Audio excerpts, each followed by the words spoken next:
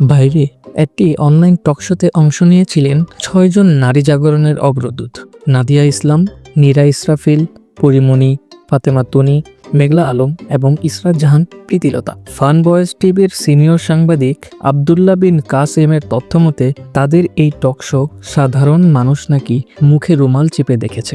অনেকে তীব্র বাজে গন্ধের কারণে বমি করে অসুস্থ হয়ে পড়েছে। কেন মানুষ বমি করেছে সেটা আপনারা বুঝলে বুঝপাতা, না বুঝলে তেজপাতা। আমি সেই বিষয় নিয়ে আর আলোচনা করতে যাব না। আমি আলোচনা করব তাদের মহৎ কাজ নিয়ে। নাদিয়া ইসলাম নারীদের এক আদর্শের নাম। আদিবাসীদের সংস্কৃতি বুকে ধারণ করার জন্য তিনি বহু বছর ধরে আফ্রিকার জঙ্গলে বসবাস করে এসেছেন।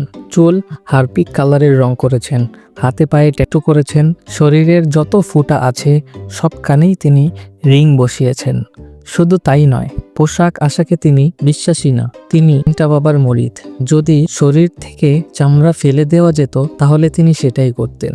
তার একটা ব্যক্তিগত নদী আছে। কিছু অবুঝ মানুষ সেই নদীতে সাঁতার কাটতে যায়। আমি তাদের বলতে চাই, তোমরা যেই নদীতে সাঁতার কাটতে চাও সেই নদীতে বহু বছর আগেই টাইটানিক ডুবে গিয়েছে। এটা জানার পরেও যদি তোমার সেই নদীতে সাঁতার কাটার ইচ্ছা থাকে তাহলে দয়া করে তোমার রুচির চিকিৎসা করাও, কারণ তোমার রুচির দুর্ভিক্ষ শুরু হয়ে গিয়েছে।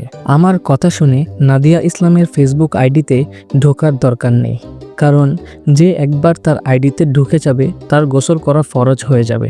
এবার আসি নারী জাগরণের আরেক অগ্রদূত পরিমণির কাছে। তিনি আসলে এক বিয়েতে বিশ্বাসী নয়। বিএনপি এই নির্বাচনে যতগুলো সিট পেয়েছে তার চেয়েও তার জামায়ের সংখ্যা বেশি। আপনারা জানলে অবাক হবেন যে ব্রাজিলের আগেই পরিমণির হেক্সা মিশন কমপ্লিট হয়ে গিয়েছে। একজন স্বাভাবিক মানুষ সারা জীবনে যতগুলো দুষ্টু বায়ু ত্যাগ না করে, পরিমণি তার জন্মদিনে তার চেয়েও বেশি মানুষের সাথে কোলাকুলি করে। পরিমণির থেকে নারীদের অনেক কিছুই শেখার আছে। কিভাবে অজপড়া থেকে উঠে ঢাকার বিলাসবহুল ফ্ল্যাটে থাকা যায়, পুরো কেরিয়ারে একটা হিট মুভি না থাকা সত্ত্বেও কিভাবে দামি দামি গাড়ি কেনা যায়, নিজের 1 টাকা খরচ না করেও কিভাবে দুবাই যেয়ে সেখানে আবার ভরপুর শপিং করা যায়।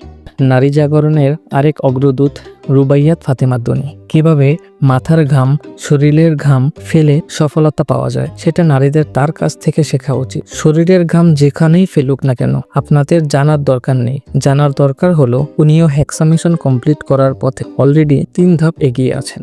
নীরা ইসরাফিলও নারী জাগরণের অগ্রদূত। তিনি বিশ্বাস করেন হেডা থাকলে বেডার অভাব হয় না। যেদিন তিনি পথ তুলবেন সেদিন শাহবাগে তার একটি ভাস্কর্য বানানো হবে। শাহবাগীরা সেখানে নিয়মিত এসে কুষ্টিয়ার লালন মাজারের শতভাগ খাঁটি উড়ন্ত গাছের পাতা সেবন করবেন। মেঘলা আলমও নারীর জাগরণের অগ্রদূত। নারীরা তাকে কতটা পছন্দ করে সেটা এই নির্বাচনের আগেই দেখা গিয়েছে। ঢাকা 8 নম্বর আসনে তিনি মোট ভোট পেয়েছেন 608টি। মাত্র 58,758 ভোটের ব্যবধানে আব্বাস সাহেব ওনাকে হারিয়ে এমপি হয়েছেন। আশা করা যায় মাথার ঘাম, শরীরের ঘাম ঠিকমতো বিছানায় ফেললে পরের বার তিনি ঠিকই এমপি হিসাবে গণ্য হবেন। এসব দেখে আমার বন্ধু দুলাল বলতেছে, ওরা দেখতে নারীদের মতো হলেও আসলে ওরা নারী নয়, ওরা ভিন্ন গ্রহের প্রাণী। পৃথিবীতে এসেছিল পিকনিক খেতে, কিন্তু রিমোট হারিয়ে যায়, এর ফলে তারা এদেশেই থেকে যায়। শেষে আমি বিল্লাল হোসেন একটা কাজের কথা কই, নারীরা তোমরা এই 6 জন নারীকে আদর্শ মনে করে সামনে এগিয়ে যাও। আশা করি তোমরা জাহান্নামের চৌরাস্তা খুঁজে পাবে।